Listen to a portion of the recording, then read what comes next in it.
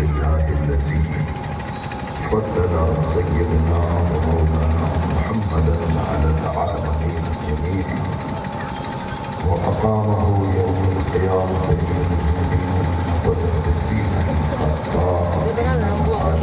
شفيعا وصلى الله تعالى وسلم وبارك عليه وعلى من تبع حبوبه وبركاته لديه صلاة تبقى وتدوم بدوام الملك الحي القيوم وأشهد أن لا إله إلا الله وحده لا شريك له وأشهد أن سيدنا ومولانا محمدا عبده ورسوله أما بعد فأعوذ بالله من الشيطان الرجيم بسم الله الرحمن الرحيم تبارك الذي بيده الملك وهو على كل شيء قدير الذي خلق الموت والحياة ليبلوكم أيكم أحسن عملا وهو العزيز الغفور صدق الله العظيم. حدیث پاک میں آیا ہے کہ جو ایک بار درود بھیجتا ہے اللہ تعالیٰ اس کے نام اعمال میں 10 نیکیاں عطا کرتا ہے، 10 گناہوں کو مٹا دیتا ہے اور ان کے 10 درجوں کو بلند کر دیتا ہے۔ حدیث میں آیا ہے کہ جب مفلسی گھیر لے، مشکلات بڑھ جائے تو خوب کثرت سے درود بھیجنا چاہیے۔ درود کی برکت سے روزی میں اضافہ ہو جاتا ہے، مشکلیں حل ہوتی ہیں اور حاجتیں پوری ہوتی ہیں۔ ایک رسم سمجھ کے نہیں بلکہ عبادت سمجھ کر اللہ کے حکم کی تعمیر کرتے ہوئے نیکی کے شوق میں اپنے گناہوں کو ختم کرنے کے لیے رسول پاک کی محبت سارے لوگ مل کر درود پاک پڑھیں۔ اللہم صلی علی سیدنا ومولانا محمد وعلى الجود والکرم وآلہ وبارک وسلم صلاۃ و سلام علیہ یا رسول اللہ۔ جلسے میں کبھی مجمع زیادہ ہوتا ہے، کبھی کم ہوتا ہے، کبھی جلسہ شہر میں ہوتا ہے، کبھی دیہات میں ہوتا ہے، کبھی پڑھے لکھے لوگوں کے بیچ ہوتا ہے، کبھی کم پڑھوں کے بیچ میں ہوتا ہے۔ تو اس سے جلسے کی اہمیت گھٹتی نہیں ہے، کیونکہ جلسے میں ذکر اللہ کا ہوتا ہے۔ اللہ سب سے بڑا ہے، جب اللہ سب سے بڑا ہے تو جہاں ذکر اللہ کا ہوتا ہے وہ محفل بھی سب سے بڑی ہوتی ہے۔ اس لیے یہ دیکھا جائے کہ اس محفل میں بات کس کی ہوتی ہے۔ اب وہاں 5 آدمی رہے تو دنیا داروں والی محفل پہ یہ 5 وہاں کے 5 لاکھ بنائے، کیونکہ وہاں جھوٹ کی نہیں ہوگی اور یہاں سچ بولا جاتا ہے۔ اور اللہ کے رسول صلی اللہ علیہ وسلم کی بات ہوتی ہے۔ اللہ کے بعد جو سب سے بڑی ہستی ہے وہ مصطفیٰ جان ہے۔ بعد از خدا بزرگ ہوئی قصہ مختصر، اللہ کے بعد جو سب سے بڑے ہیں وہ مصطفیٰ جان رحمت ہیں۔ اور جہاں مصطفیٰ کا ذکر ہو وہ محفل ایسی قابل رشک ہوتی ہے کہ آسمان سے لاکھوں فرشتے اس محفل میں آ جاتے ہیں۔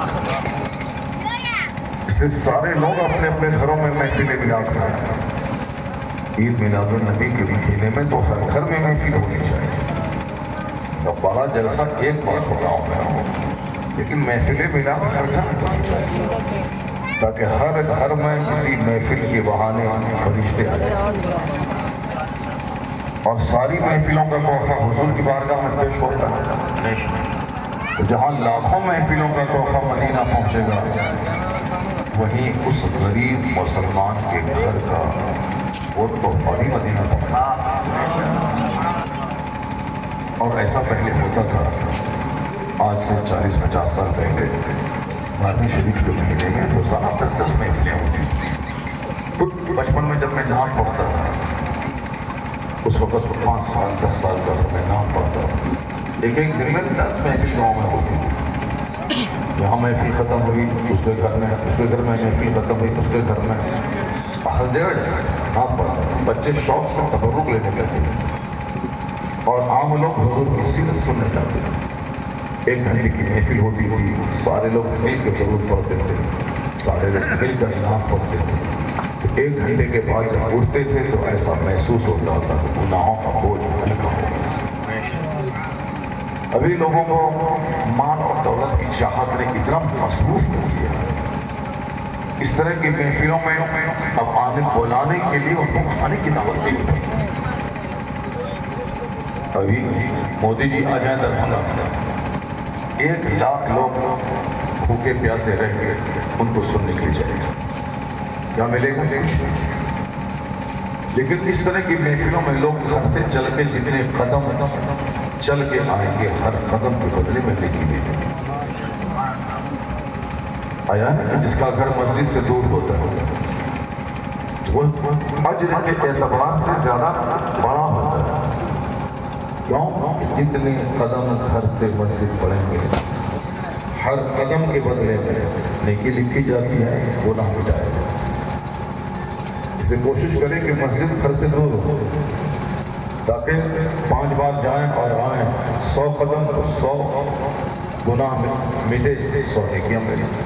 500 قدم تو 500 گناہ مٹے، 500 نیکیاں ملیں۔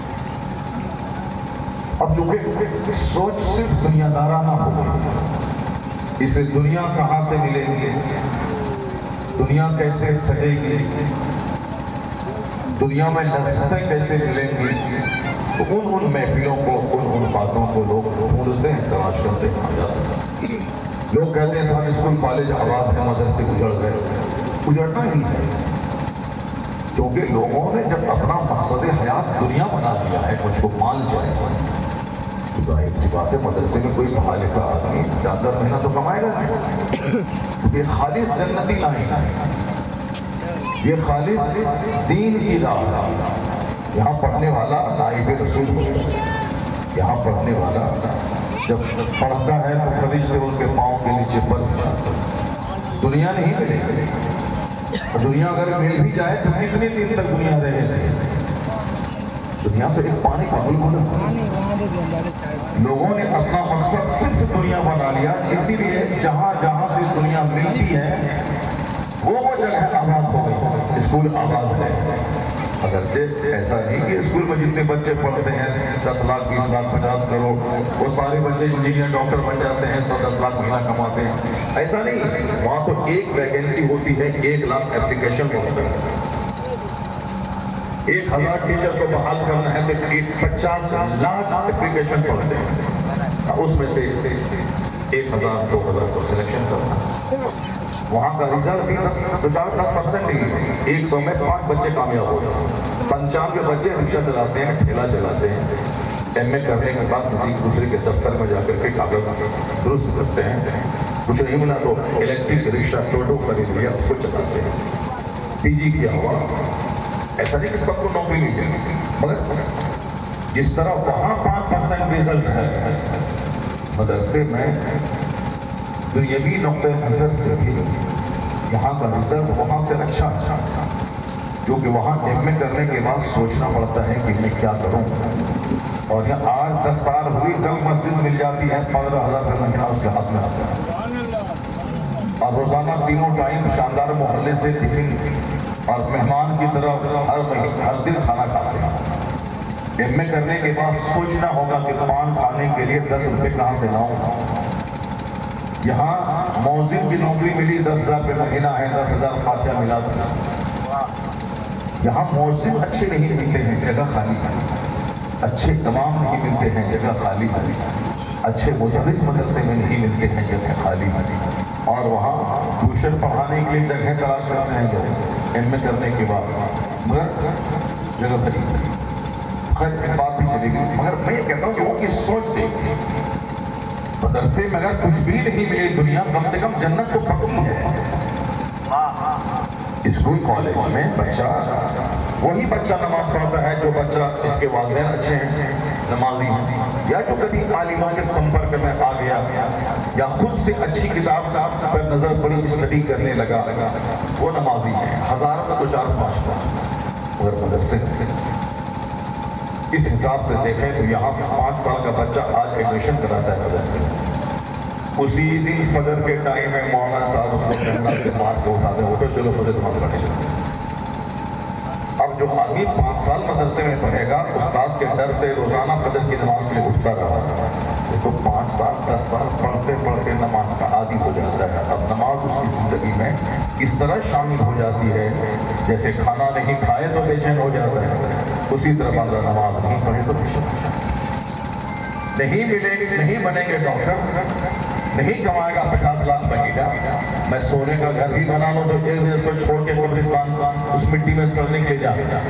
جب انجام ڈاکٹر کا چپراسی کا وہی مٹی ہے قبرستان کی 2 گز زمین، تو 2-4-10 دن کے لیے سونے کے گھر میں رہیں یا کرائے کے گھر میں رہیں، دونوں برابر ہے۔ جب انجام دونوں کا ایک ہی ہے۔ اب مرنے کے بعد کی جو دنیا ہے، اس دنیا کی شروعات جو ہوتی ہے وہاں کا ایک دن 50,000 سال کے برابر ہے۔ ایک دن 50,000 سال کے، کان مقدارہ 50,000 سنہ۔ مگر چونکہ اس پہ نظر لوگوں پہ ہے نہیں، اسی دنیا کی زندگی پہ نظر ہے، سوچتا ہے کہ چلو مرنے کے بعد کیا ہوگا، کون دیکھا ہے۔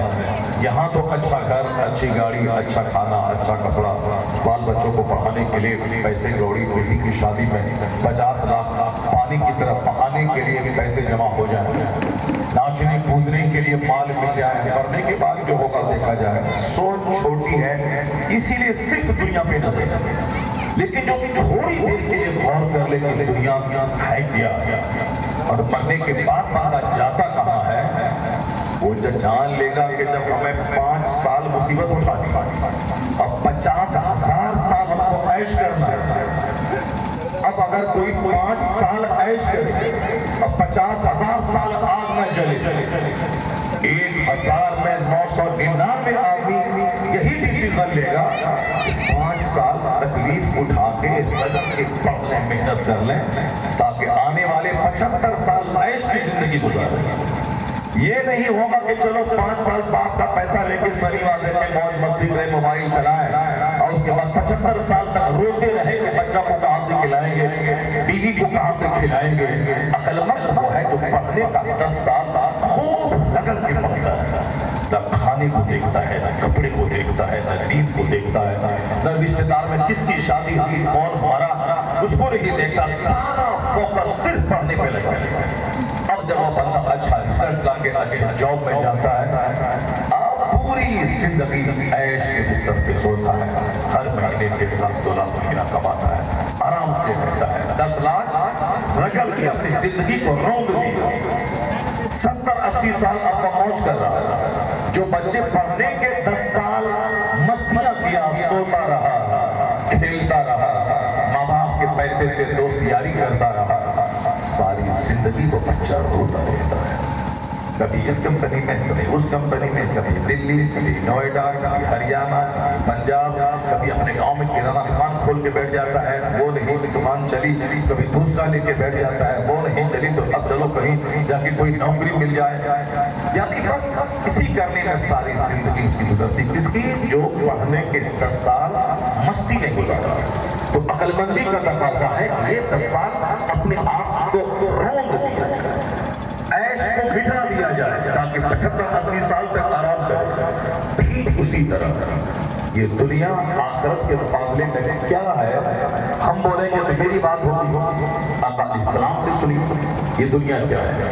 حضور کی ساری بات سچی ہے، لیکن قسم کھا کے جو بات حضور کا ہے اس کا مطلب ہے کہ وہ بات بہت باپسند ہے، وہ حضور کی ساری بات باپسند ہے، مگر ہم کو اس کی اہمیت بتانے کے لیے حضور قسم کھاتے ہیں۔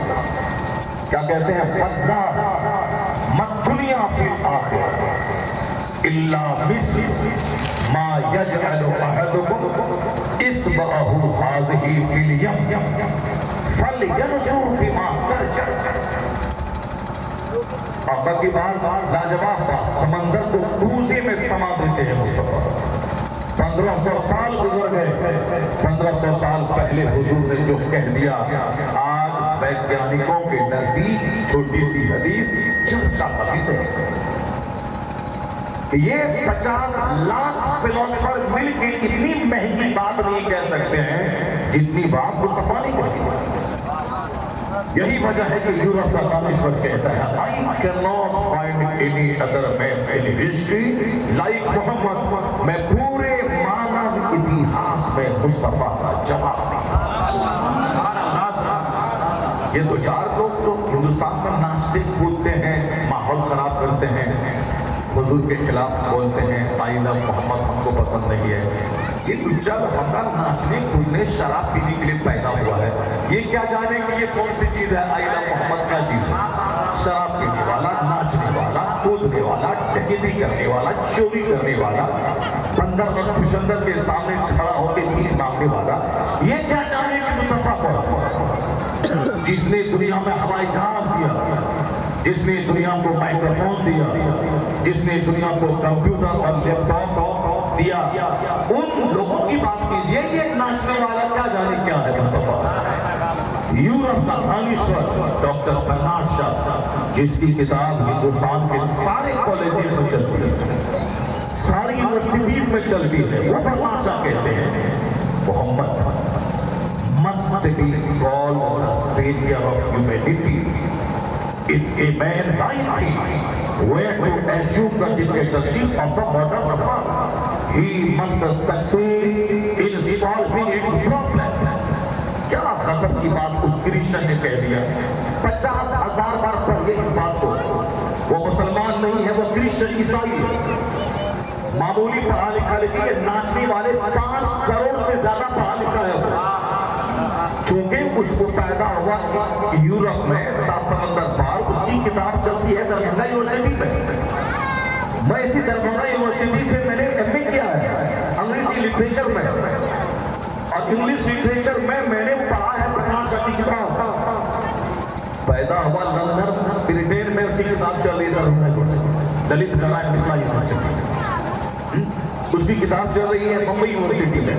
کتنا بڑا آدمی ہوگا وہ، یہ ناچنے کودنے والا، ننگا فساد کرنے والا، پتھر پھینکنے والا، یہ زور زبردستی مسلمانوں پہ پھنسانے والا، پولیس والے کی ناچنے کودنے والے، ایک آدمی ڈکیتی کر رہا ہے کوئی چھوٹنے والا نہیں، اور کوئی پور امن احتجاج کر رہا ہے تو اس کو جیل میں ڈھونڈنے والا۔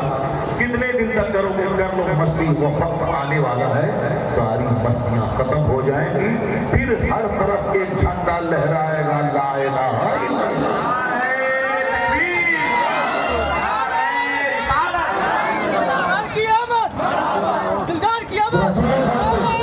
جو بات میں کہہ رہا تھا بہت سے سنیے آپ، برنارڈ شاہ نے کیا کہا، جب یہ لوگ کچھ بولے حضور کے خلاف تو آپ کو پتھر پھینکنے کی ضرورت نہیں ہے، کھانا کھیلنے کی ضرورت نہیں ہے، آپ کوئی جلوس نکالنے کی بھی ضرورت نہیں۔ جو کچھ بریلی میں ہوا وہ طریقے سے لوگ نکال رہے تھے، لیکن لوگوں نے غلط ڈھنگ سے الزام لگا کر کے جیل میں ڈالا، اسی لیے تاکہ کوئی دوسرا آدمی جلوس نکالنے کی ہمت نہ کرے، دوسروں کو ڈرانے کے سارا ڈرامہ ہو رہا ہے۔ ہم تو کہتے ہیں کہ جلوس بھی نکالنے کی کوئی ضرورت نہیں، مت نکالیے، ان کے ناچنے کودنے سے میری آزاد پڑ جائے گی نہیں، میرا مدرسہ بند ہو جائے گا، میری مسجدیں ختم ہو جائیں گی، ایسا نہیں ہوگا۔ ایک مسجد توڑے گا 1 لاکھ مسجد کی تعمیر ہو جائے گی، اس لیے زیادہ جلوس نکالنے کی کوئی ضرورت نہیں۔ جن ہندوؤں نے غیر مسلموں نے میرے نبی کی شان بیان کی ہے، اس کو بالکل ہائی ہائٹ کر دے کہ تم کیا کہتے ہو اور تمہارا رام پوری سناؤ کیا کہتے ہیں، تم میرے پیغمبر کو کیا بولتے ہو، امریکہ کا ڈاکٹر ایس مائیکل ہارٹ کیا بولتا تھا۔ اتنے بڑے بڑے ویگیانکوں اور ہندوستان کے بڑے پڑھے لکھے غیر مسلم ہندوؤں کی بات تو مصطفیٰ کی شان میں کی ہے، اس کو بالکل ہائی ہائٹ کرنے کی ضرورت ہے، ہر دیوار کو لکھنے کی ضرورت ہے، تاکہ سارے لوگ جان جائیں کہ تو کیا ہے اور یہ لوگ کیسے ہیں، تو جاہل ہے، نہیں جانتا ہے، اور یہ پڑھے لکھے لوگ ہیں جو کہتے ہیں مصطفیٰ عظیم النظیر ہے، لاجواب ہے، بے مثل ہے، بے مثال ہے۔ یہ کام کرنے کا ہے، ہندی میں انگریزی میں ان کی باتوں کو در و دیوار پہ چسپا کر دیں کہ برنارڈ شاہ نے میرے پیغمبر کے بارے میں کیا کہا. اب سنیے کیا کہا. وہ کہتے ہیں he must be called the savior of humanity. اب آواز لگ رہا ہے جیسے میں کچھ بول ہی نہیں رہا، آواز میرے کان میں نہیں آ رہی. he must be called the savior of humanity. Bernard Shaw کہتے ہیں اسلام کے پیغمبر صرف مسلمانوں کے پیغمبر نہیں، وہ تو مانوتا کے رکشک کا نام ہے. اللہ. برنارڈ شاہ کیا کہتے ہیں؟ اسلام کے پیغمبر مانوتا کے رکشک کا نام ہے، انسانیت کے محافظ کا نام ہے، ہیومینٹی کے پروٹیکٹر کا نام ہے. وہ کہتے ہیں کہ سارے مسئلے کا حل محمد عربی کے پاس ہے. If a man like him were to assume the dictatorship of the modern world, وہ کہتے ہیں کہ اگر کوئی محمدی اس موجودہ جدید دنیا کا حاکم بن جائے، he must succeed in solving its problems. وہ دنیا کے سارے مسئلے کو حل کرنے میں کامیاب ہو جائے. کیا بات کہتی اس نے؟ مانوتا کے رکشک ہے مصطفیٰ، انسانیت کے محافظ ہے مصطفیٰ. یہ اپنے اپنے ظرف کی بات ہے. کوئی علم کے اجالے میں مصطفیٰ کو پڑھ رہا ہے، کوئی نفرت اور دشمنی کا چشمہ لگا کے مصطفیٰ کو پڑھ رہا ہے. جس دن یہ لوگ نفرت کا چشمہ ہٹا دیں گے اور صحیح ڈھنگ سے مصطفیٰ کا مطالعہ کریں گے تو میں تو کہوں گا کہ کلمہ پڑھنے پر سب مجبور ہو جائیں گے، حضور کو اپنا رہبر و رہنما تسلیم کرنے پر مجبور ہو جائیں گے. ایک بیچ میں ایک بات تھی، میں نے بتا دیا حضور کی بات کتنی لاجواب ہے، کتنی گہری ہے، تو سب اس بات کو سننا ہے.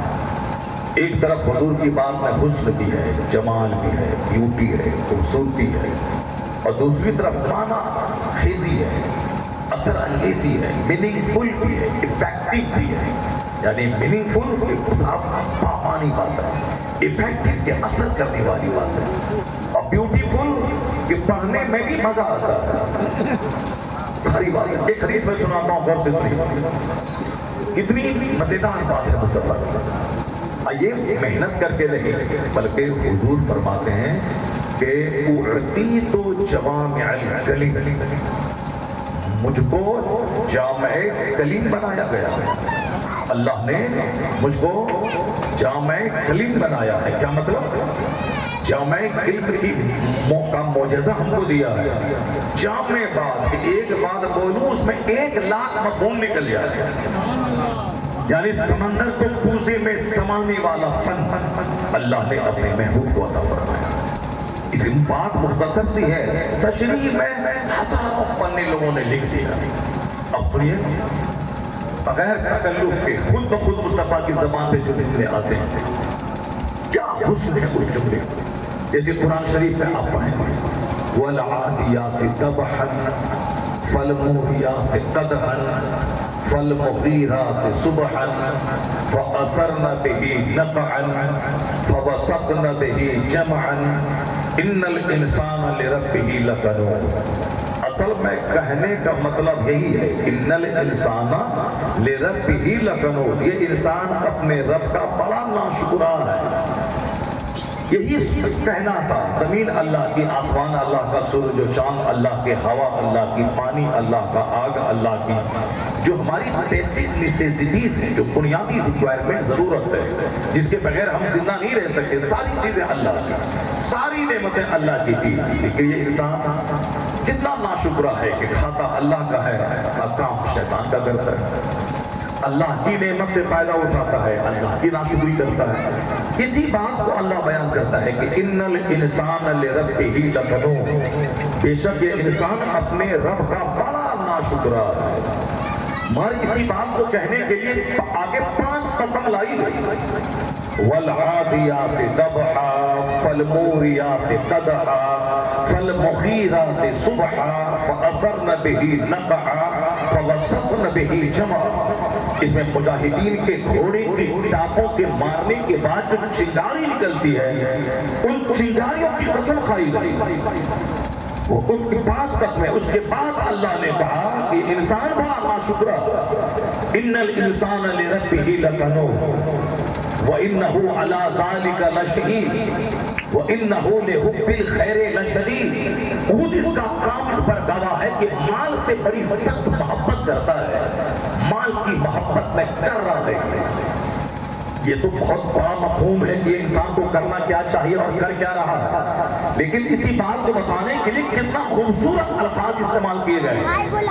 ایسا لگتا ہے کہ ایک میلوڈیس، ایک نغمگی ہے جس کے پڑھنے کے بعد ایک نغمگی کا اظہار ہوتا ہے۔ یہ اللہ کا کلام ہے، معنی سے لبریز، حسن سے لبریز، جامعیت سے لبریز۔ اب مصطفیٰ کا کلام ذرا سنیے، جو اللہ کے کلام کی تشریح ہے، جو اللہ کے کلام کی توضیح ہے، جو اللہ کے کلام کا ایکسپلینیشن ہے، اس کو سنیے۔ ایک حدیث میں آیا ہے، آقا نے فرمایا لولا بہائم رتع، ذرا نغمگی دیکھیے، موسیقیت کی جو آواز آ رہی ہے نغمگی کی، یعنی ایسا محسوس ہوتا ہے کہ شاعری ہے مگر شاعری ہے نہیں، وہ الفاظ اور جملے کی جو معنویت ہے، جو ہم آہنگی ہے، وہ دیکھنے سے تعلق رہتا ہے۔ خوبصورت الفاظ حضور نے کیا فرمایا لولا بہائم رتع وشیوخ رتع واطفال رتع، ذرا دیکھیے رتع رتع رتع، ایسا کوئی نہیں کر پائے گا دنیا میں، نہ امریکہ کا کوئی بہت بڑا ویگیانک جو ہوائی جہاز کیا ہے وہ کر پائے گا، نہ ہندوستان کا کوئی پڑھا لکھا کر پائے گا۔ یہ کام صرف مصطفیٰ کا تھا، وہی کر گئے، کوئی نہیں کر پائے گا۔ ذرا سنیے غور سے کیا کہتے ہیں حضور، لولا بہائم رتع وشیوخ رتع واطفال رتع لصب علیکم العذاب صبا ولا رس رسا۔ کیا بات ہے، گاؤں دیہات میں لوگ رسی رسا بولتے ہیں۔ ذرا دیکھیں 1500 سال پہلے حضور کی زبان سے نکلے ہوئے جملے کا حسن، ولا رس رسا۔ حضور کیا فرماتے ہیں، پہلے تو الفاظ اور جملے کی خوبصورتی دیکھیے، لصب علیکم العذاب صبا ولا رس رسا، اس سے پہلے لولا بہائم رتع وشیوخ رتع واطفال رتع۔ کیا بات کہہ دی حضور نے، یہ سب خوبصورت جملے اپنے گھر کی دیوار میں لکھ کے رکھی، تاکہ جو بچے ہمارے اسکول کالج میں پڑھتے ہیں، اسکول کالج میں پڑھتے پڑھتے روزانہ گھر سے نکلیں اس پر نظر پڑے، اسکول سے آئیں اس پہ نظر پڑے، زیادہ محنت کرنے کی ضرورت نہ پڑے، آتے جاتے مصطفیٰ کی حدیث یاد ہو جائے۔ اگر زندگی میں 40 حدیث آپ کا بیٹا اسی طرح یاد کر لیا تو 40 حدیث یاد کرنا کوئی مشکل کام نہیں ہے، توجہ نہیں ہے میری۔ اگر 40 حدیث آپ کا بچہ یاد کر لیا تو آیا ہے حدیث میں کہ قیامت کے دن اس کو عالموں کی جماعت میں اٹھایا جائے گا، اور حضور فرماتے ہیں میں اس کے لیے گواہی دوں گا، میں اس کی شفاعت کروں گا۔ کیا بات ہے، توجہ ہی نہیں ہے۔ بغیر محنت کے بچے 40 حدیث یاد کر لیں گے، صرف 10 دن کی ایک حدیث دیوار میں لکھ کے رکھ دیجیے، بچہ آتے جاتے کیسے بچہ گانا سنتے سنتے گانا یاد ہو جاتا ہے، کیسے بچوں کو گیم دیکھتے دیکھتے اور صاحب وہ کیا بولتا ہے کارٹون دیکھتے دیکھتے وہ سب باتیں اس کو معلوم ہو جاتی ہیں، کیونکہ بچہ کا دماغ بڑا امیٹیٹو ہوتا ہے، نقل کرتا ہے، وہ جس کو غور سے دیکھ لے اس کو باتیں یاد ہو جاتی ہیں۔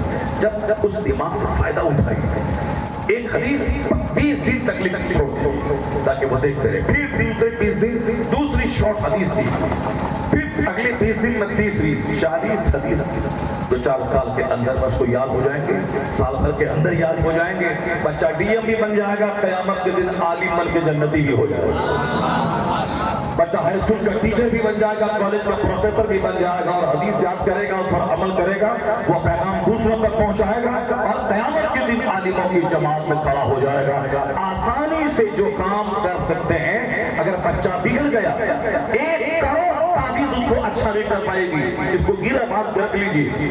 اکثر میں کہتا ہوں تعویذ کا اثر ہے جزوی اثر ہے، پارشل اثر ہے، آنشک اثر ہے، کلی اثر نہیں کہ بچہ کالا رہے تعویذ پہنا ہے تو گورا ہو جائے، ऐसा नहीं होता है। आम का पेड़ लगा था उसमें 1 करोड़ ताबीज, जैसे ये साहब है बहुत बड़ी खानका से रिलेटेड है और हमारे करम फरमा हमारे दोस्त हमारे साथी मोहब्बत करने वाले सैयद सफत इमाम साहब थे, उनके दामाद हैं, कोई हमारे भी दामाद हो गए क्योंकि वो हमारे मुखलिस साथी थे और बहुत हमारा साथ देते थे मसले के आला हज़रत की तबलीग और तरवीज में, बहुत मेरा साथ देते थे लाइब्रेरी कायम करने में। और साहब दीन की बात है जब वो मुखालफत हमारी करते थे उस मुखालफत के लिए वो सीना सफर हो जाते थे। उनके दामाद हैं सैयद साहब हैं, बिहार शरीफ जो मखदूम बिहार का आस्थाना है, उस आस्थाने से आपका रिलेशन है। अब आप समझ सकते हैं कि यह लोग तावीज़ लिखते हैं मगर ये बुरा ना माने 1 करोड़ तावीज़ सैयद साहब दे रहे हैं। अगरचे अल्लाह चाहेगा तो सब हो जाएगा, अल्लाह चाहेगा तो आसमान से पानी की जगह हीरा बरस जाएगा, अल्लाह चाहेगा तो आसमान से सोने की हांडी हमारे और आपके घर में निकाल देगा, अल्लाह चाहेगा तो अमरूद के पेड़ में हर अमरूद वो गोल्ड का बन जाएगा। अल्लाह को तो सारी ताकत है मगर अल्लाह का कानून ये नहीं है। अल्लाह का कानून क्या है? अल्लाह का कानून है धान के खेत से धान, गेहूं के खेत से गेहूं, आम के पेड़ से आम, लीची के पेड़ से लीची। कभी देखा है आपने क्या आम के पेड़ में लीची लग गई हो? आज 80 साल आपकी उम्र होगी, क्या देखा कभी आपने कि अमरूद के पेड़ से आम निकल गया हो? कभी देखा सारी जिंदगी में कि आलू रोपे और वहां से बैगन निकल गया हो? नहीं। 1 करोड़ तावीज़ डाल दें आम के पेड़ में और कहे कि यहाँ से सेब निकल जाएगा, नहीं होगा ऐसा। अल्लाह चाहे तो सब हो जाएगा मगर ये अल्लाह का नियम नहीं है, ये अल्लाह का कानून नहीं है। अल्लाह का कानून क्या है? आम के पेड़ से आम, लीची के पेड़ से लीची, गेहूं के पौधे से गेहूं, धान के पौधे से धान, ये अल्लाह का कानून है, ये अल्लाह का कानून है। अब जरा सुनिए गौर से, जब माँ बाप का कैरेक्टर खराब है और बच्चे के जिस ब्लड से बच्चे की तामीर हुई है, क्योंकि बच्चा माँ के पेट में पैदा होता है, माँ के पेट में रहता है, बाप के रीढ़ की हड्डी से पानी गया, माँ के सीने की हड्डी से पानी गया, ये दोनों पानी आपस में मिलते हैं, जो जिस पे गालिब आ जाए वो शक्ल तैयार होती है। अगर माँ का पानी गालिब आ गया तो लड़की पैदा होगी, बाप का पानी गालिब आ गया तो लड़का पैदा होगा। और ये लड़ाई दोनों वहाँ बच्चादानी में होती है। 40 दिन तक लुत्फा अपनी शक्ल में रहता है, अगले 40 दिन में वो लुत्फा बनता है, अगले 40 दिन में ढांचा बनता है, अगले 40 दिन में उसमें जान डाली जाती है, 130 दिन के बाद बच्चे में जान पड़ जाती है, फिर 6 महीने के बाद बच्चा पैदा होने के मूड में रहता है, 9 महीने के बाद नॉर्मली बच्चा पैदा हो जाता है, क्योंकि माँ के पेट से ऐसी दुनिया में पहुंचेगा जहाँ गर्मी है, सर्दी है, सख्ती है, उसको सहने के लिए आँख, कान, जिगर, चमड़ा सब बन जाए, वरना पैदा होने के मूड में 6 महीने के बाद ही हो जाता है। 3 महीने और रखा जाता है ताकि जिस दुनिया में ये जाएगा उस दुनिया की गर्मी और सर्दी और बरसात को सहने की ताकत उसके चमड़े को हो जाए। इसीलिए 6 महीने के बाद 3 महीने तक बच्चे को माँ के पेट में रखा जाता है। पूरी तारीख कुरान में है, वलक़द ख़लक़नल इंसाना मिन सुलालतिन मिन तीन सुम्मा जअलनाहु नुत्फ़तन फ़ी क़रारिन मकीन। ये सारी बातें कुरान में। फलयंज़ुरिल इंसानु मिम्मा खुलिक़ मिन माइन दाफ़िक़ यख़रुजु मिन बैनि सुल्बि वत-तराइब इन्नहु अला रज्इही लक़ादिर। ये सारी कहानी कुरान में है कि इंसान पैदा हुआ है कि जंप करते हुए पानी के कतरे से, एक नापाक और सलील कतरे से इंसान पैदा हुआ है, ताकि आदमी जब भी घमंड गुरूर पैदा हो अपनी बुनियाद पे नजर रखे तो सारा गुरूर मिट जाए, खाकसारी पैदा हो जाए। इसलिए कुरान में 1 दर्जन से ज्यादा जगहों पे मेरी पैदाइश का जिक्र हुआ है। एक बदमाश ने हुजूर के सामने सूखी हुई हड्डी ला के लाया, रगड़ने लगा। कैसे कहते हैं कि इस हड्डी में जिंदगी है तो डाल दी जाएगी और ये हड्डी में जिसकी हड्डी है वो जिंदा हो जाएगा। ये सूखी भी सड़ी भी हड्डी मसल रहा था और कैसे कहता था कैसे ही मुद्दा जिंदा होगा, कैसे होता कैसे जिंदा करेगा? तो अल्लाह फरमाता है वो नसिया खल्क़ा व दरब लना मसलन व नसिया खल्क़ा। अल्लाह कहता है कहिए उससे, ये मिसाल लाता है कि सूखी हड्डी में जान कैसे पड़ेगी। वो बदतमीज भूल गया, अपनी पैदाइश को भूल गया, वो पैदा कैसे हुआ है। जो अल्लाह एक सलील पानी के कतरे में जान डालकर इतना अजूबा इंसान पैदा कर सकता है, उस अल्लाह के लिए सूखी हुई हड्डी में दोबारा जान डाल देना कौन-सी बड़ी बात है?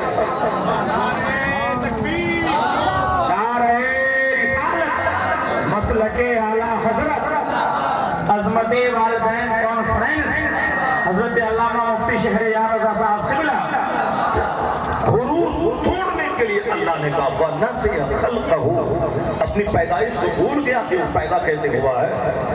ناپاک پانی کا قطرہ منی کا جس کے نکلنے کے بعد انگ انگ ناپاک ہو جاتا ہے، اسی منی کے قطرے کو ماں کی بچہ دانی میں پہنچا کے اس میں لوتھڑا ڈھانچہ ناک نقشہ ساری شکل سارا اسٹرکچر بنا کے جان ڈال کے پھر ماں کی شرمگاہ کو نکالا جاتا ہے۔ اتنی بنیاد کمزور ہے انسان کی، جو شرمگاہ سے نکلتا ہے پھر بچہ دانی میں جاتا ہے پھر شرمگاہ سے نکل کے دنیا میں آتا ہے۔ یہ پوری اسی لیے بیان کی گئی ہے کہانی تاکہ جب بھی لگے میرا گورا رنگ، میری گوری بیوی، میرا لمبا مکان، میری پراپرٹی، میرا فارم ہاؤس، میری نوکری، میری گاڑی، جب گھمنڈ اور غرور کا پتلا بنے تو یاد کر لینا کہ تو زندگی میں کتنی بار ماں کی شرمگاہ سے نکلا ہے، باپ کی شرمگاہ سے پہنچا ہے۔ جب بندہ اس پر غور کرے گا کہ بنیاد اتنی کمزور ہے تو سر شرم سے جھک جائے گا، غرور مٹے گا، عاجزی پیدا ہو جائے گا۔ یہ تشریح صوفیاء کرام نے کی ہے، یہ تشریح صوفیاء کرام نے کہ اللہ نے کیوں ہماری پیدائش کا چرچا کیا ہے اور اس طرح چرچا کیا ہے کہ جو منی کا قطرہ ریڑھ کی ہڈی سے نکلتا ہے اور سینے کی ہڈی سے نکلتا ہے، اس سے میں نے تجھ کو پیدا کیا ہے۔ یخرج من بین الصلب والترائب، صلب اور ترائب سے جو قطرہ نکلتا ہے اس سے تجھ کو پیدا کیا ہے۔ یہ بندوں کا گھمنڈ توڑنے کے لیے، بندوں کا غرور توڑنے کے لیے۔ جیسے کسی کی ماں کسی کے گھر میں پوچھا لگاتی ہوتی ہے، اس کا بیٹا پڑھنے لکھنے کے بعد ڈی ایم بن گیا ہو اور ڈی ایم بننے کے بعد وہ کترانے لگے سماج میں کہ صاحب میرے مقابلے میں کون ہے۔ اسی سماج کا ایک بندہ بولا ارے بس ڈی ایم بن گئے، اترانے لگے، بھول گئے کہ تیری ماں میرے گھر میں پوچھا لگاتی تھی، بھول گئے کہ تیری ماں میرے گھر میں پوچھا لگاتی تھی، بھول گئے کہ تیرا باپ میری گائے چراتا تھا، بھول گئے کہ تیرا باپ میرے چھپر کی چھاؤنی چھانتا تھا، بھول گئے تم۔ یہ اس کے غرور کو توڑنے کے لیے تیر کی طرح جملہ رہتے ہیں۔ یہ جملہ اس کے غرور کو توڑنے کے لیے بولا جاتا ہے۔ یہ تو انسان کی بات ہے، مگر جو انسان کا خالق ہے اس کے کلام کی معنویت دیکھیے۔ ایک درجن سے زائد جگہوں میں کہیں اللہ کہتا ہے وہ بدبودار گاری سے میں انسان کو پیدا کیا ہے، من نطفۃ امشاج، ملی جلی منی سے انسان کو پیدا کیا، یعنی وہ منی جہاں باپ کی ماں کی دونوں منی جا کے مل جاتی ہے، من نطفۃ امشاج، ملی جلی منی سے پیدا کیا ہے، من ماء مہین، سلیل قطرے آب سے پیدا کیا ہے۔ صوفیہ کہتے ہیں اسی لیے اللہ نے بار بار اس طرح کی باتیں کی کیونکہ یہ انسان گھمنڈ کا پتلا ہے۔ صحت ملی، دولت ملی، مال ملا، اولاد ملی، خوبصورت بیوی ملی، بچی ملی، داماد ملا، اچھا بڑا گھر ملا، اچھی گاڑی ملی، اچھا گھوڑا ملا، ہاتھی بیل ملے، یہ بندہ نعمت باقی اترانے لگتا ہے۔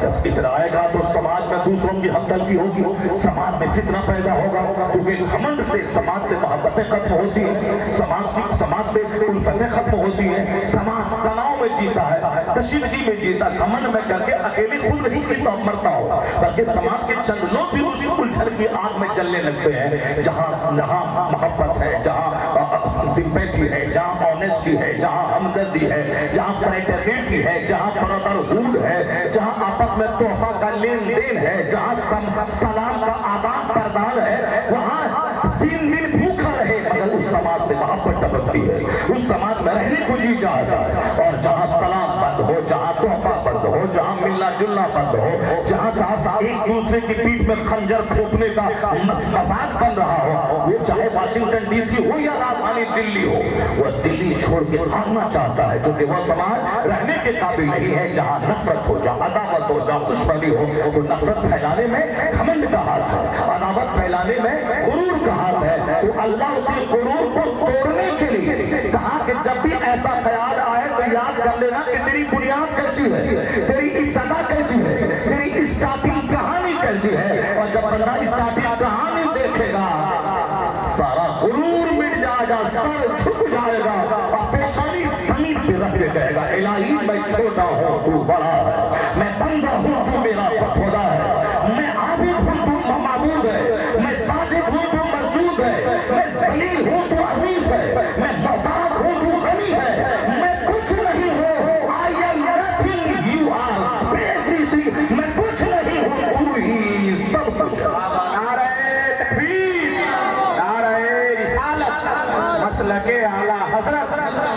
علامہ مفتی شہریار رضا صاحب قبلہ نعرہ تکبیر نعرہ رسالت۔ اس لیے پاگل لوگ نہ بنا کر، پاگل آدمی سوچتا نہیں ہے، بولتا صرف ہے، اور جو عقل مند ہے وہ پہلے سوچتا ہے پھر بولتا ہے، اور عقل مند سے اگر کوئی غلط بات نکل جائے وہ فوری رجوع کر لیتا ہے، اور بے وقوف اپنی غلط بات پر بھی اڑا رہتا ہے یہاں تک کہ ذلیل ہو کے مر جاتا ہے۔ جسے پہلے سوچا کرے تب بولا کرے، آخرت کے بارے میں سوچا کرے، دنیا کے بارے میں سوچا کرے، جنت کے بارے میں سوچا کرے، دوسروں کی موت میں سوچا کرے کہ آج ان کا 40واں ہے، کل میرا 40واں ہوگا، آج ہم ان کو نہلا رہے ہیں، کل اسی طرح میں بے جان بنوں گا، لوگ مجھ کو نہلائیں گے، اسی طرح آج میں اس کو کاندھے پہ لے جا رہا ہوں، کل مجھ کو لوگ لے جائیں گے، قبر میں ڈالیں گے، کل مجھ کو قبر میں ڈالا جائے گا، بیوی بال بچے سارے گھر والے گھر میں آ کے 2 دن رو کر کے چپ ہو جائیں گے، اور قبر میں اگر اژدہا سانپ مجھ کو ڈنک مارے گا، نہ میرے بیٹے کو پتہ چلے گا، نہ میری بیوی کو، نہ میرے داماد کو، تو مجھ کو اکیلے سہنا، موت کے وقت میں جو تکلیف ہوتی ہے اس کو تم کو اکیلے سہنا، گھر والے سے تکلیف چھپائی جاتی ہے، فرشتے اس کو پکڑے رہتے ہیں، ورنہ اتنی خطرناک تکلیف ہوتی ہے، روح نکلتے وقت کے لوگ گھر کے اس مردہ کو چھوڑ کے سب جنگل بھاگ جائیں، اپنے اپنے بال اپنے اپنے قریبان پھاڑ ڈالے، کوشنے لگے، وہ تکلیف ہوتی ہے جیسے کہ سوئی کے ناکے سے کسی ہاتھی کو گزارا جا رہا ہو، جس طرح سے کہ ببول کے پیڑ پہ بھیگی ہوئی سوتی کی چادر ڈال کے ایک کونے سے کھینچا جائے، سارا دھاگا ریشہ ریشہ پگھل جاتا ہے، اس طرح خطرناک تکلیف کی روح نکلتے وقت ہوتی ہے، مگر وہ تکلیف گھر والوں سے چھپائی جاتی ہے، فرشتے کو پکڑے رہتے ہیں تاکہ گھر والے گھر چھوڑ کے بھاگ نہ جائیں، اس مردہ کو سونے کے لیے نہ چھوڑ دے، کوئی نہ ہلائے گا دھلائے گا نہیں، سب اپنی فکر میں جنگل کی طرف بھاگ کے رونے لگے گا، اور جب بندہ گھر کے سارے لوگ روتے ہیں تو فرشتہ دہلیز پر کھڑا ہو کے کہتا ہے ان کے لیے کیوں روتا ہے، اپنے لیے رو، یہ تو اپنے انجام کو پہنچ گیا، اور یہاں اس گھر میں مجھ کو تو اس وقت تک آنا ہے جب تک کہ ایک بچہ یہاں زندہ رہے گا، مجھ کو آنا، اور جتنا تم اپنے بیٹے کو نہیں پہچانتے ہو اس سے زیادہ میں تیرے بیٹے کو پہچانتا ہوں، کیونکہ کوئی باپ نہیں جانتا ہے کہ ان کا بیٹا پرسوں مرے گا، مگر ملک الموت کو معلوم ہے کہ اس کو جس کی روح کب قبض کرے گی۔ فرشتے کی اس آواز کو اگر گھر والے سن لیں تو سب ہارے مار کے روئیں، گھر چھوڑ کے بھاگ جائیں، لیکن یہ آواز انسان اور جنات کے علاوہ ساری مخلوق سنتی ہے، یعنی وہ جانور، وہ چوپائے، وہ پرندے، وہ سب سنتے ہیں، اس سے جانور کبھی کبھی قبر کو دیکھ کے بھڑکتا ہے، کبھی مردے کو دیکھنے کے بعد بھڑکتا ہے، کیوں؟ وہ آوازیں سنتا ہے، کہ وہ کہنے والا جو جا رہا ہے ٹھٹری پہ لے جا کے وہ کہتا ہے کہ مجھ کو کہاں لے جا رہے ہیں، مجھ کو لوٹا دو، مجھ کو مت لے کے جاؤ، اور خوب چلاتا ہے، چیختا ہے، اس کی آواز سن کے جانور بھڑک اٹھتا ہے، لیکن جو ساری زندگی نماز پڑھتا رہا، حلال کماتا رہا، حلال کھاتا رہا، دوسروں کا حق نہیں دبایا، نہیں مارا، زیادہ مکان دکان کے چکر میں پڑھ کے نماز نہیں چھوڑا، اور جس طرح دنیا کے بارے میں سوچتا رہا کیسے اچھا کھائیں، اچھا پئیں، اچھا گھر بنائیں، بال بچے کو ذلت محتاجی سے بچائیں، اس سے کئی گنا زیادہ آخرت کے بارے میں سوچتا رہا کہ روح کیسے آسانی سے نکلے گی، جب قبر میں حد نگاہ کا کشادگی کیسے ہوگی، میزان پہ نیکی بدی تولی جائے گی تو وہاں نیکی بدی نیکی رہے، وہاں 5 کروڑ تو برائی رہے 5 لاکھ، یعنی نیکی خالی آ جائے، بندہ بیٹھ کے سوچتا تھا، جو سوچے گا وہی دنیا میں وکاس کرے گا، کہ کیسے میں پڑھوں، کیسے میں کمپٹیشن فیس کروں، کیسے میں ڈی ایم بنوں، کیسے پروفیسر بنوں، جو سوچے گا وہ 10 گھنٹے پڑھے گا، نہیں ہوا 15 گھنٹے پڑھے گا، نہیں ہوا 18 گھنٹے پڑھے گا، بولے گا بس 50 سال کی تکلیف جھیل لی، اس کے بعد جب ڈی ایم بن جاؤ گے آرام سے 55 لاکھ کی فارچونر پہ چلتے رہو گے، تو آپ کو 15 گھنٹے 18 گھنٹے تک اسٹڈی بڑھا دے گا، تو پلان بنائے گا، پلان بنا کے اس پر عمل کرے گا، ایک دن آئے گا کہ کھا کے سونے والا بچہ کو چپراسی بھی نہیں بنے گا، اور یہ اپنی اسٹڈی کو 15 گھنٹے تک بڑھانے والا IAS آفیسر بننے میں کامیاب ہو جائے گا، کیونکہ دنیا میں جو جیسا سوچتا ہے، جیسا پلان بناتا ہے، اسی طرح کا ہوتا ہے، یہی کام آخرت کے بارے میں ہوتا ہے، ایسا نہیں کہ دنیا میں کچھ نہ سوچے، نہ پڑھے، نہ لکھے، نہ سوچے، اچانک ڈی ایم بن جائے، کچھ نہ پلان بنا، اچانک میرے گھر میں 50 کے جی سونا آ جائے، ایسا تھوڑی ہوتا ہے کہ برسات کے موسم میں گھر میں بیٹھے رہے اور में नहीं जाए, पानी नहीं पटाए, हल नहीं जोते, धान नहीं रोपे, बारिश में नहीं भीगे और अगहन के मौसम में बिल्कुल 1000 कुंटल बासमती चावल बोरा में भर के मेरे घर में आ जाए, ऐसा थोड़ी होता है। यहाँ जो जैसा करता है वैसा पाता। इसीलिए आखिरत के बारे में भी जो जैसा प्लान बनाता है, जो आखिरत के बारे में निकलते वक्त नज़ा के बारे में सोचता है, जो कब्र के बारे में सोचता है, जो वहाँ जो क़यामत कायम होने से पहले तक कई हज़ार साल, लाख साल जब तक क़यामत कायम नहीं होगी, आदमी बरज़ख में रहना है, आदमी बरज़ख में कैसे रहना है। वहाँ या तो जहन्नम की खिड़की खोल दी जाएगी कब्र में ताकि वो दिलदार उस अज़ाब की झलक देखता रहे, या फिर अमाल और ईमान के हिसाब से उसकी जन्नत की खिड़की खोली जाएगी ताकि वहाँ की वो हवा देखता रहे कि हिसाब किताब होने के बाद यही तेरा ठिकाना है। यानी कभी नहीं हुआ कि जन्नत के बारे में बात करें, जहन्नम की आग के बारे में बात करें, वहाँ के अज़ाब के बारे में बात करें कि अदना जहन्नमी को आग का जूता पहना दिया जाएगा, उसकी गर्मी से सर ऐसा खोलेगा जैसे कि कढ़ाई में रखा हुआ तेल खोल रहा हो। कभी तो चर्चा करना चाहिए बाल बच्चों के बीच में, तब लोग कहेंगे हाँ इसको जन्नत जाने की बड़ी फिक्र है, इसको जहन्नम से बचने की बड़ी तड़प है। आदमी के दिल में जो कुछ रहता है वही उसकी ज़बान से निकलता है। अगर दिमाग में एक हंगामा है, सलसला है आखिरत के बारे में, तो उसकी ज़बान से वही बातें निकल जाएगी, वही बात उसको ज़बान से निकलेगी, उसकी एक्टिविटी से जाहिर होगा। वो दुकान में 8 घंटे फजर से जोहर तक बैठेगा, फिर 10 मिनट का टाइम निकाल के मस्जिद चला जाएगा, नमाज पढ़ने के बाद खा के 10 मिनट सोएगा, फिर दुकान पे जाएगा, 3 घंटा दुकान में बैठेगा, फिर असर के मस्जिद में चला जाएगा, फिर वहां से आएगा, कारोबार करेगा, फिर मगरिब के लिए जाएगा, फिर मगरिब से आएगा 2 घंटा घर में बैठेगा, फिर ईशा के लिए चला जाएगा, फिर ईशा के बाद सोएगा या सोच करके कि 6 घंटे के बाद मुझे फिर फजर की नमाज पढ़ने के लिए मस्जिद उसको जाना है, वो सोएगा, दिमाग मस्जिद में उसका लटका हुआ रहेगा। मालूम है हुजूर क्या फरमाते हैं, वो 7 लोग जो क़यामत की घबराहट और वहशत के दिन अल्लाह के अर्श के साए में रहेंगे, उन 7 खुशनसीब लोगों में से एक आदमी वो होगा कि क़ल्बुहु मुअल्लक़ुन बिल मसाजिद, जिसका दिल मस्जिद में लटका हुआ होगा। अल्लाह क़यामत के दिन अपने अर्श का साया अता फरमाएगा। नारे तकबीर, नारे रिसालत, मसलके आला हज़रत, अज़मते वालिदैन कॉन्फ्रेंस, हज़रत मुफ्ती शहरयार रज़ा साहब क़िबला जैसी सोच होगी उसी तरह की एक्टिविटीज जाहिर होगी। न कोई प्लान है, न कोई एम है, न कोई गोल है, भटक के इधर गया, भटक के उधर गया, कभी इस चौराहे पे बैठा, कभी उसके घर में गया, कभी बेगाने की शादी में अब्दुल्ला बन के दीवाना है, बाजार से चाय की प्याली ला रहा है, थाली की प्लेट ला रहा है, मोटरसाइकिल घुमा रहा है, शादी है बेगाने की, ये अब्दुल्ला दीवाना उसके पीछे 4 दिन से पागल है, दोस्त की शादी है, 4 दिन से बाजार जाओ, सामान लाओ, प्लेट लाओ, ठंडा लाओ, चाय की पत्ती लाओ, दूध लाओ, ये पागल बन गए। इसको कोई एम नहीं, इसका कोई गोल नहीं है कि मुझको दुनिया में क्या करना है।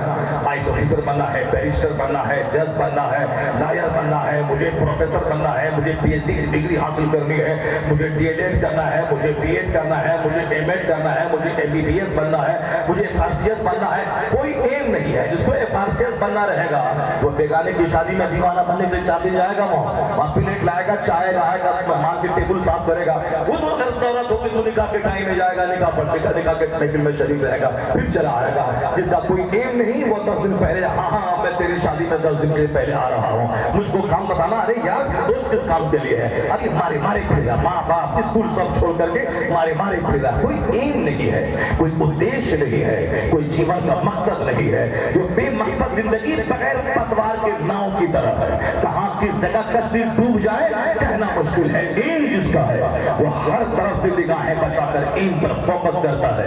न वो गाली पे नजर है, न तारीफ पे नजर है, न तनकीद पे नजर है, न तारीफ पे नजर है। सारा फोकस अपने मकसद पर है। न खाने पे नजर है, न कपड़े पे नजर, जो मिला पहन लिया, जो मिला खा लिया, जैसे बिस्तर मिला सो गया। क्योंकि मकसद भी नजर है। हमें अच्छा आलिम बनना है, अच्छा खतीब बनना है, अच्छा मुदर्रिस बनना है, अच्छा फकीह बनना है, अच्छा प्रोफेसर बनना है। नजर किताब पे है, एम पे है। कौन गाली बकता है कोई परवाह नहीं, कौन तारीफ करता है कोई परवाह नहीं, कमरे में परेश है कि नहीं है कोई परवाह नहीं। पढ़ने के बाद कितना परेश है, सब परेश होता रहेगा। और कामयाबी हासिल करने के बाद एक नहीं 10 मकान बनता रहेगा। आज ये वक्त है अपना सारा फोकस उस एम पे करने का। जो दुनिया के लिए انرجی لاس کرے گا وہ ایک نہ ایک دن کامیاب ہو جائے گا. اسی طرح جو آخرت کے بارے میں سوچے گا اس کو جنت جانا ہے, مصطفیٰ کی شفاعت پانا ہے, مجھ کو اللہ کی ناراضگی سے بچنا ہے.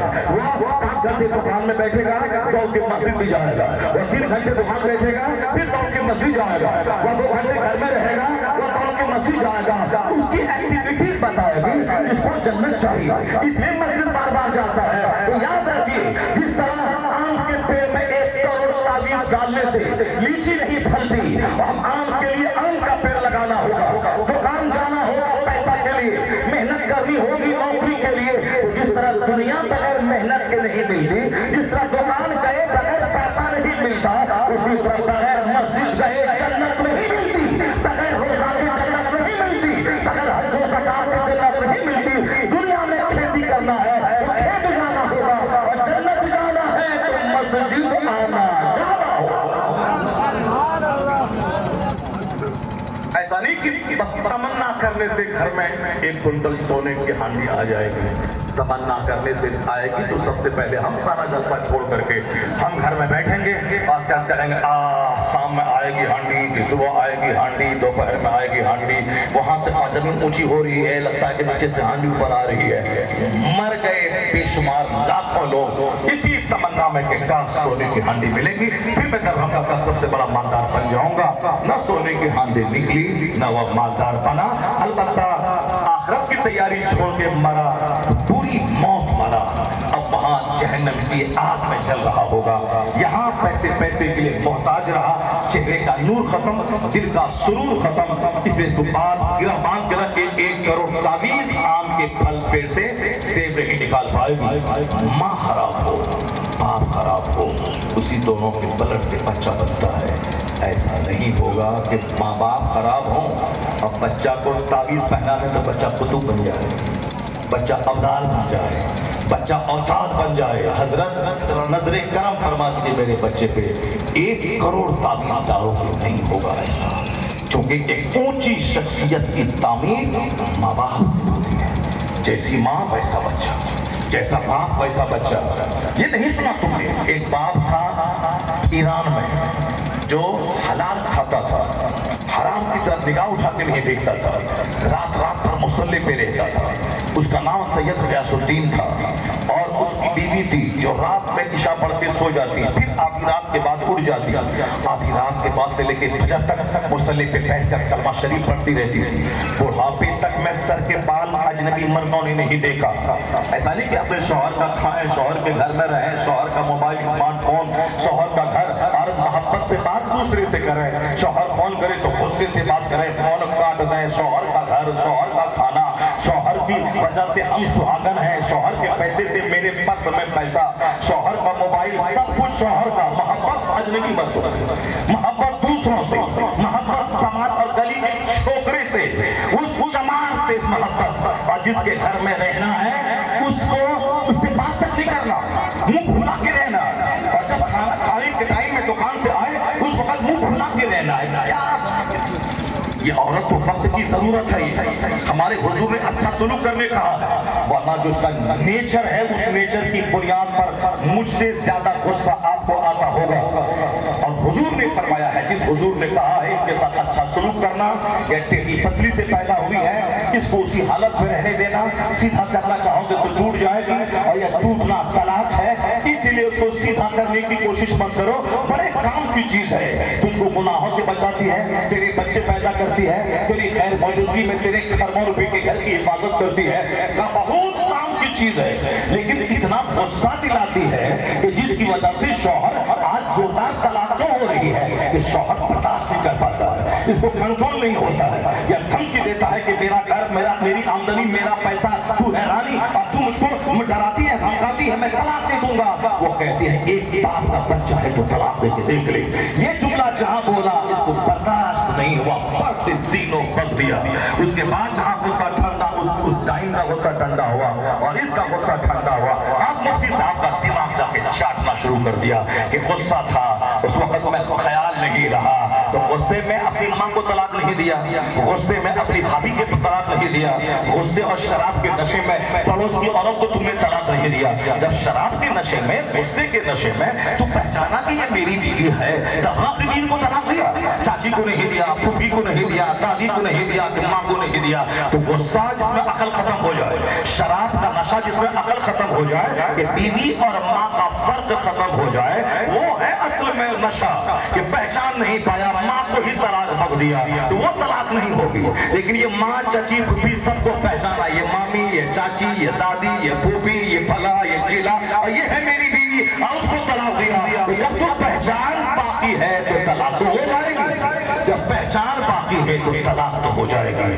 اس کے بعد میں چاہے کوئی پیسہ دے تو مفتی صاحب کو کہ ایسا بکا ویسا بکا، کوئی گواہ نہیں تھا، اور مفتی صاحب کو جیسا بولے گا ویسا فتویٰ دے گا، مگر اللہ کے نزدیک تو طلاق ہو گئی۔ ساری زندگی زنا کرتا رہا، سارے بچے ولد الزنا پیدا ہوتے رہے۔ جب سماج میں ولد الزنا کی تعداد میں اضافہ ہوگا، تب اس سماج میں بڑوں کا احترام ختم، بوڑھوں کی عزت ختم، عالموں کا احترام ختم، مسجد مدرسہ خانقاہ کا احترام ختم۔ اس بے ادبی دیکھ کر سماج میں سمجھ جائیں کہ ناجائز بچوں کی تعداد میں اضافہ ہو رہا ہے۔ وہ ناجائز بچے کہاں سے پیدا ہوں گے؟ وہی طلاق دے دیا، پھر دوبارہ بے عزتی کے ڈر سے رکھ لیا، وہی کفر بک دیا، توبہ تک نہیں کیا، تو پھر نکاح، ایمان ختم، نکاح ختم، نکاح ختم، وہ عورت ہو گئی اس کے لیے اجنبیہ، اجنبیہ ہے تو تعلق زنا، زنا سے بچہ پیدا، ولد الزنا۔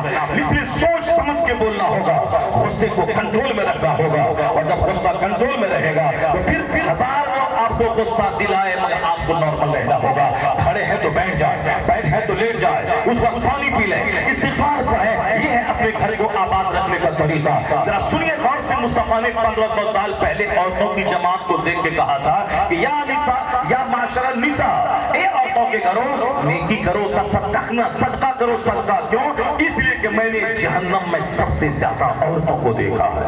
معراج کی رات جب مصطفیٰ نے جنت اور جہنم کی سیر کی تو آپ فرماتے ہیں جہنم میں، آگ میں سب سے زیادہ میں نے عورتوں کو دیکھا ہے۔ ایک عورت کہی حضور کیوں، ایسا کیوں؟ ایک عورت جہنم میں عورت کو زیادہ کیوں دیکھا آپ نے؟ عورت زیادہ جہنمی کیوں ہوگی؟ تو آپ نے فرمایا یہ ناشکری زیادہ کرتی ہے۔ 1 کروڑ روپے اس کو دے دیجیے اور ایک بار عید میں کپڑا مت دیجیے، پھٹ سے بولے گی آپ نے دیا ہی کب ہے جو آج دیجیے گا، آپ نے دیا ہی کب ہے جو آج دیجیے گا، آپ نے دیا ہی کب ہے جو آج دیجیے گا۔ حضور نے فرمایا ناشکری زیادہ کرتی ہے، لعن طعن زیادہ کرتی ہے، یعنی تھوڑی تھوڑی بات میں لعنت کرنا، ملامت کرنا، گالی گلوچ کرنا، یہ ہو جائے گا، بجلی گر جائے گی، لقمہ مار دے گا، یہ ہو جائے گا، آسمان سے بجر جس کو بولتے ہیں، یعنی وہ وجرپات، بجلی گر جائے گی، مر جاؤ گے، کوڑی کی بیماری ہو جائے گی، یہ لعنت ملامت زیادہ کرتی ہے اور ناشکری زیادہ کرتی ہے۔ اس لیے حضور نے فرمایا کہ اے عورتوں صدقہ زیادہ کیا کرو، کیونکہ صدقے سے آگ بجھ جاتی ہے، صدقہ کیا کرو۔ اے عورتوں، مطلب کہ عورتیں ناشکری نہ کریں، عورتیں نماز پڑھنے میں سستی کرتی ہیں، بھوکا رہنا اس کی عادت ہے، لڑائی جھگڑا کر کے بھوکا رہنا۔ اس لیے اس کے ایک شوہر بولا حضرت میری بیوی بہت روزہ رکھتی ہے۔ کون کون تو روزہ؟ 15 شعبان کا روزہ، شب معراج کا، معراج النبی کا روزہ، ایک رجب کا روزہ، محرم کا روزہ، یہ روزہ وہ روزہ۔ میں نے کہا تم کیا سمجھ لی روزہ رکھنے سے وہ دیندار ہو گئی؟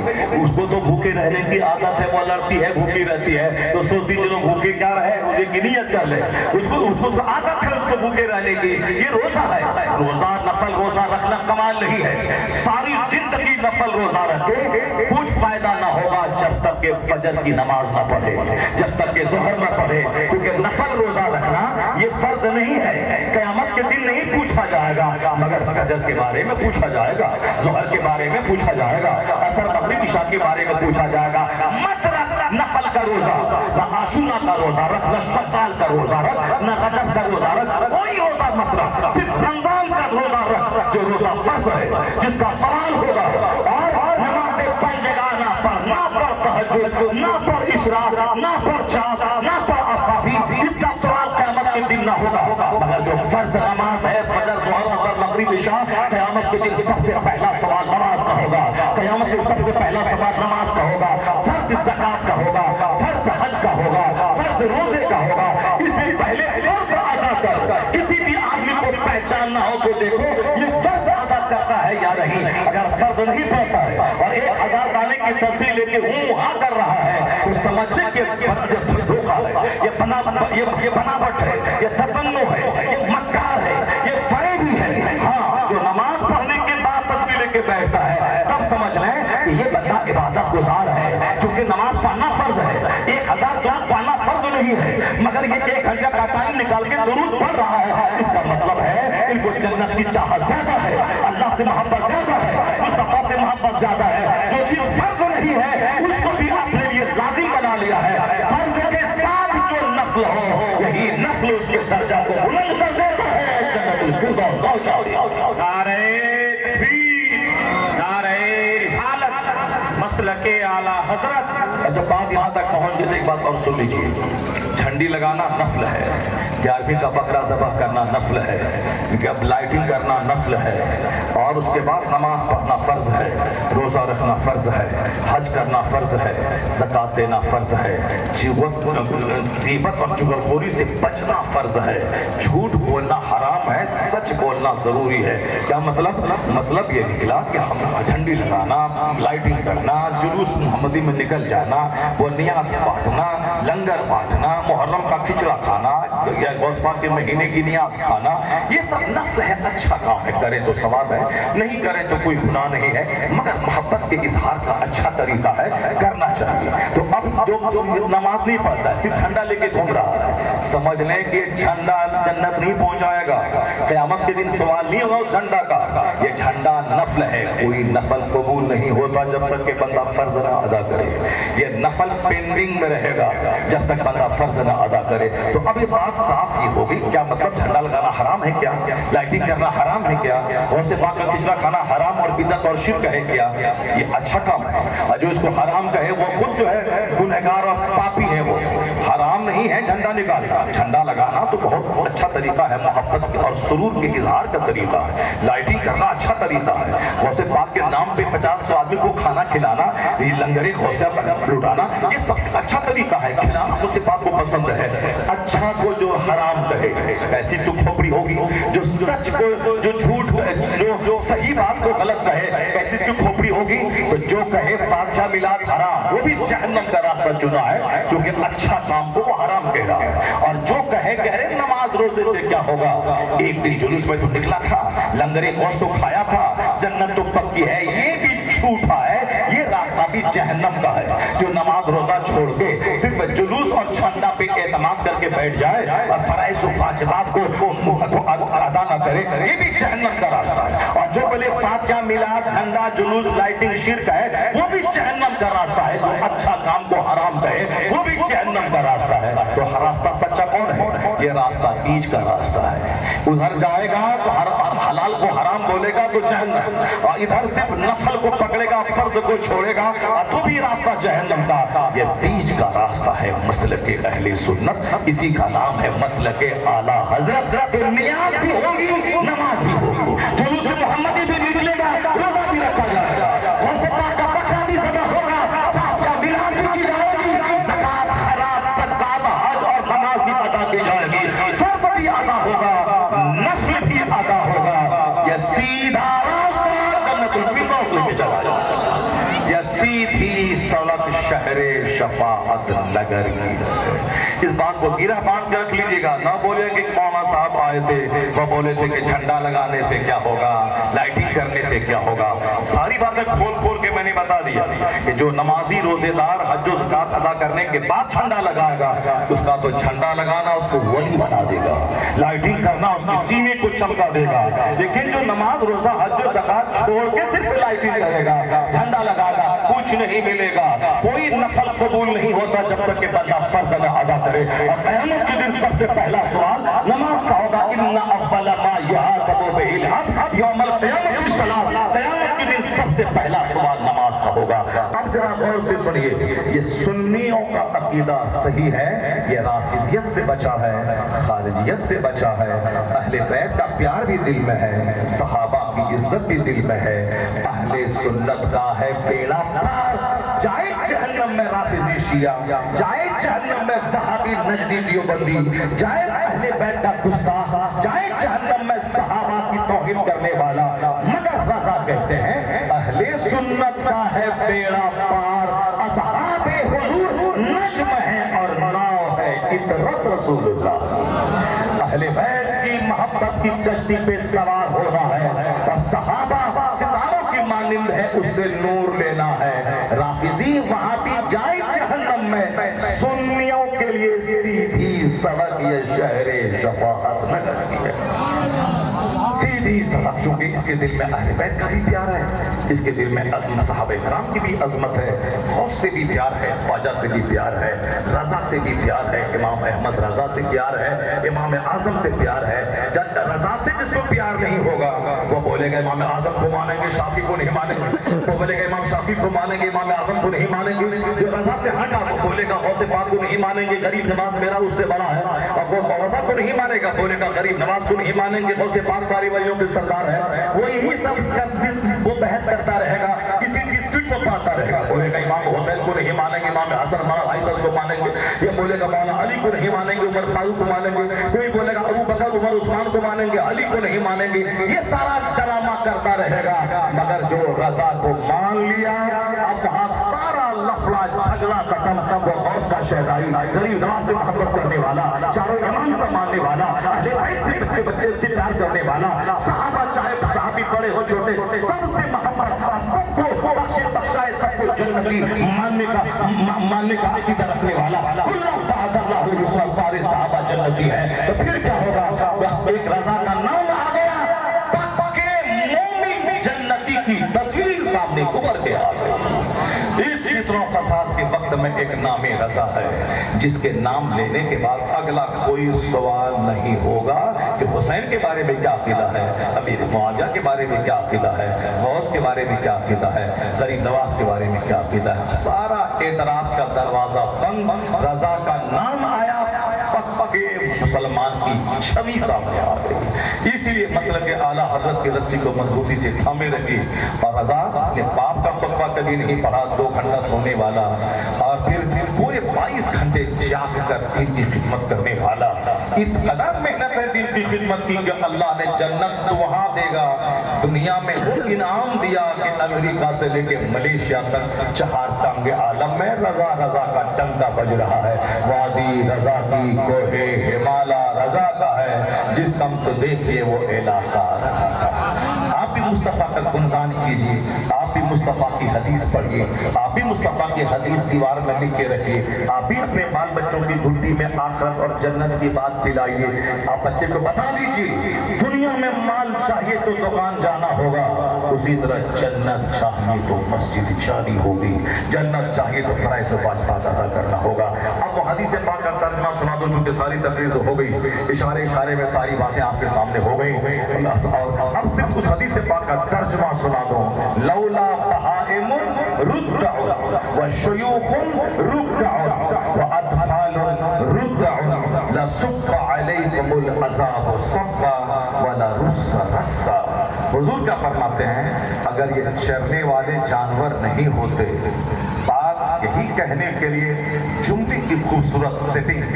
حضور کیا کہتے ہیں, یہ بے زبان چرنے والا جانور اگر نہیں ہوتا, اور یہ دودھ پینے والے بچے نہیں ہوتے, اور جس کی کمر جھک گئی یا بوڑھے نہیں ہوتے, یہ مت کہنا کہ ہم جانور کو پال رہے ہیں. نہیں, جانور کو اللہ کو پالنا ہے, اس لیے آسمان سے پانی گراتا ہے تاکہ گھاس نکلے اور یہ جانور کھائیں.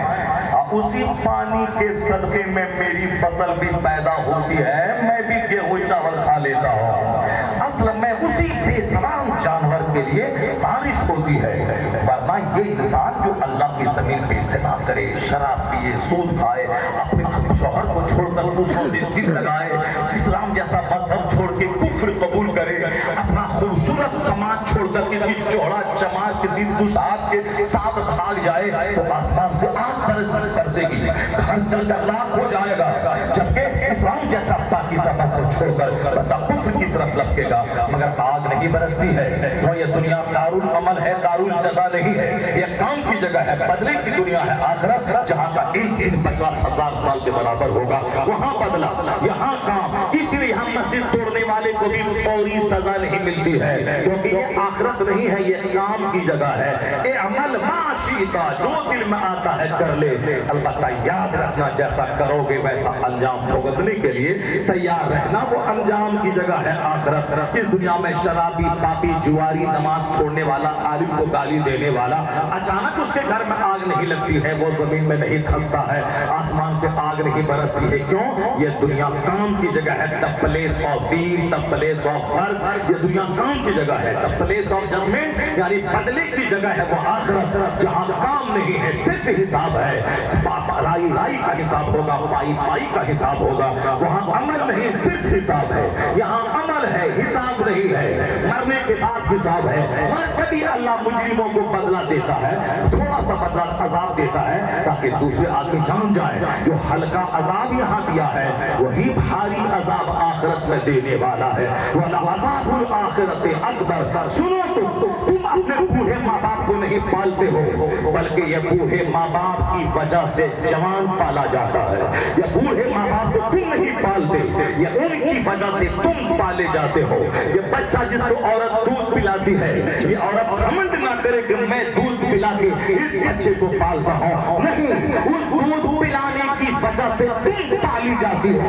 حضور کہتے ہیں یہ دودھ پلانے والے بچے، یہ کمر جھکی بوڑھے اور یہ پیٹ چرنے والے جانور اگر نہ ہو تو اللہ وہ زبردست عذاب اتارے گا کہ تمہیں عذاب کے پنشمنٹ کے چین میں باندھ دے گا اور اتنی مارے گا کہ بوند بوند پانی کے تڑپا دے گا۔ لیکن گناہوں کے باوجود اگر آسمان سے بارش ہو رہی ہے، زمین سے فصلیں پیدا ہو رہی ہیں، تو جوان کا رول نہیں ہے، یہ رول اس کمر جھکی بوڑھے کا، بے سوار جانور کا، دودھ پلانے والے بچے کا۔ اس لیے اے نوجوانوں، یہ مت کہنا کہ باپ کو میں پال رہا ہوں، یہ کہنا کہ باپ سلامت رہے گا کہ اس کی وجہ سے میرے بال بچے پالے جا رہے ہیں۔ سبحان اللہ، سبحان اللہ، نعرہ رسالت، مسلک اعلیٰ حضرت، عظمت مصطفیٰ، خاندان مصطفیٰ۔ بہت ساری ہو سکتی ہیں، لیکن جو باتیں میں نے کہہ دیا وہ ساری باتیں ایک جملہ اس کو نوٹ کرنے کے قابل ہے، دل میں جگہ دینے کے قابل ہے۔ صرف اوپر والے کان سے سنیے گا تو منہ کھول کے اگر اندر کے کان سے سنیے گا تو آپ کو سچی توبہ کرنے کی توفیق ملے گی، دیندار بننے کا ٹرینڈ ملے گا، دنیا کو حقیر اور ذلیل سمجھنے کا مزاج ملے گا۔ اب وہ حدیث میں سنا دوں جس کے لیے میں نے وہ کہا تھا کہ حضور نے قسم کھا کے کہا واللہ ما الدنیا بالآخرہ، اللہ کی قسم یہ دنیا آخرت کے سامنے ایسی ہی ہے، تم میں سے کوئی اپنی انگلی سمندر میں ڈال فَلْيَنْظُرْ بِمَا تَرْجِعُ، پھر دیکھیں کہ کتنا پانی لے کے انگلی لوٹتی ہے، کتنا پانی سمندر میں انگلی ڈالیں گے تو 4-5۔ یہی مثال دنیا آخرت کی ہے، دنیا چند قطرہ پانی ہے، آخرت آباد سمندر۔ عقل مند ہے وہ اس دنیا کے بارے میں چند قطرے پانی کی طرح سوچے، عقل مند ہے وہ جو آخرت کے بارے میں سمندر کی طرح سوچے۔ حضور کہتے ہیں القیس من دان نفسہ وعمل لما بعد الموت والعاجز من قطع نفسہ ہواہا وتمنى علی اللہ۔ مصطفیٰ جو سارے عقل مندوں کے سردار ہیں وہ کہتے ہیں کہ بے وقوف ہے وہ، بے وقوف ہے وہ جو نفس کی خواہشات کی طرف جائے، نفس کی غلامی کرے اور امید اللہ سے لگا کے بیٹھے کہ اللہ جنت دے دے گا۔ عقل مند ہے وہ جو خواہشات کو دبائے، نفس کو کچلے، نفس کی مخالفت کرے اور اللہ رب العزت سے ڈرتا رہے، مرنے کے بعد جو عمل کام آنے والا ہے اس کے کرنے میں زیادہ ایکٹیو، زیادہ چست، زیادہ تندرست رہے، وہ ہے عقل مند جو اس دنیا میں رہ کے اس دنیا کے بارے میں زیادہ سوچا کرے. کیوں؟ یہ دنیا پانی کا ایک قطرہ ہے, آخرت میں اس کے سمندر ہے.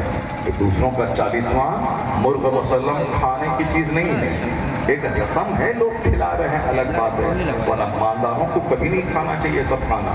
یہ غریبوں, مسکینوں, معذوروں, بیواؤں, خستہ حالوں, فقیروں کا کھانا ہے. جو کھائیں گے دعا دیں گے اور مرحوم کی بخشش ہوگی.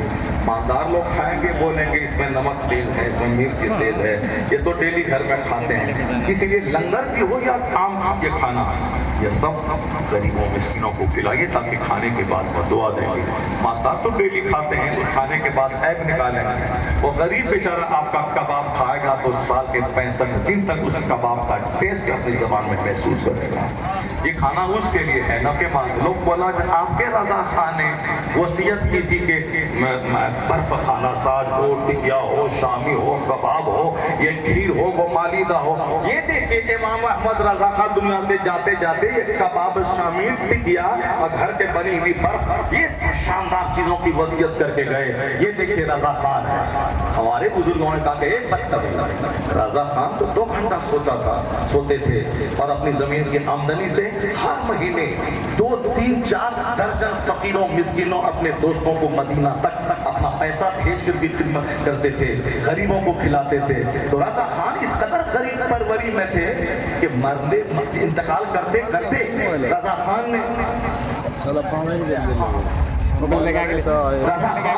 دنیا سے جاتے جاتے یہ کہا, ان غریبوں کا خیال رکھا کہ میرا تیجا 40واں ہوگا اور یہ زبردست ملائی کوفتہ, شامی, ٹکیا, کباب, یہ برف غریبوں کو کھانے کے لیے مل جائے گا. تو رضا وہ تھے جو جاتے جاتے غریبوں کا خیال رکھ کے دنیا سے چلے.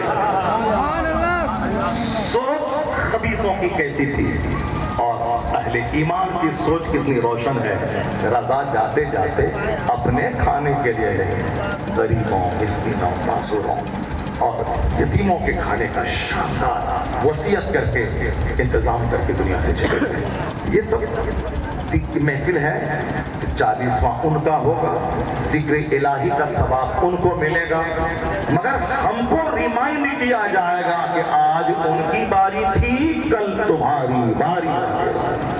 یہ تیجا 40واں کیا ہے؟ مرنے والے کے لیے ایصال ثواب, اور جو مرے نہیں ہیں ان کے موت ریمائنڈ کرنا, اس کو موت یاد دلا دینا کہ تمہاری ہی طرح وہ سوچتا تھا, تمہاری ہی طرح لمبا پلان اس کے دماغ میں تھا, اس مکان کے بعد وہ مکان, اس کے بعد وہ بلڈنگ, اس کے بعد وہ, سارا پلان ادھورا رہ گیا, اپنے انجام کو پہنچ گیا.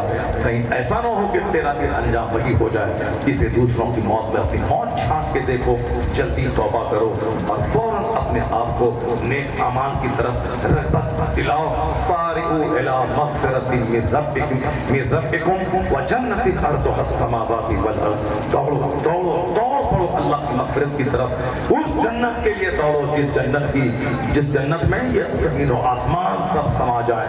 اتنی بڑی جنت ہے. اللہ تبارک و تعالی ہم کو, آپ کو, سبوں کو جنت کی تیاری کی توفیق عطا فرمائے.